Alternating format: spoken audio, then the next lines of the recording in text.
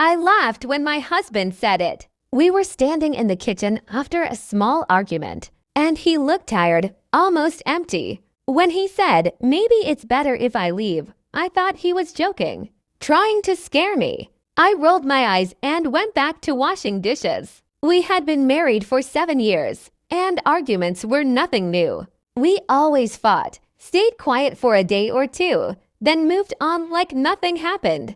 That's why I didn't take his words seriously. To me, it felt like another dramatic moment that would pass. That night, he packed a small bag. I noticed it but assumed he was just cooling off. He had done that before, left for a night, stayed with a friend, then came back apologizing. I didn't stop him. I didn't even look up when the door closed. The next morning, his side of the bed was still empty. His phone was off and there was no message. I told myself he was being stubborn and would call by evening. I went to work pretending everything was normal. By the second day, worrying started to creep in. I called his friends and family, but no one had heard from him. Some thought we had planned this together. Others sounded uncomfortable, like they knew more than they were saying. A week passed, and the silence became unbearable. I checked his emails, his social media, everything.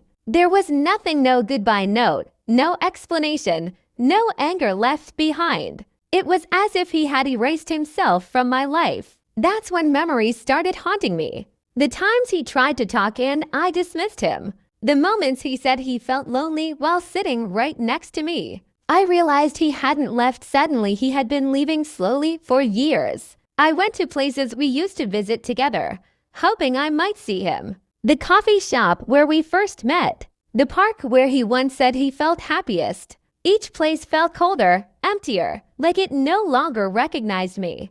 Months went by, and reality finally settled in. He wasn't coming back. This wasn't a joke or a lesson or a break. It was an ending I had refused to see coming. The home felt too big, filled with echoes of words I never listened to. People told me to move on, to be strong, to forget. But forgetting wasn't easy when guilt followed me everywhere. I replayed that moment in the kitchen again and again, wishing I had taken him seriously. One evening, I found an old note hidden in a drawer. It wasn't dramatic or angry. It simply said he was tired of feeling invisible and needed peace. Reading it broke me more than his silence ever did.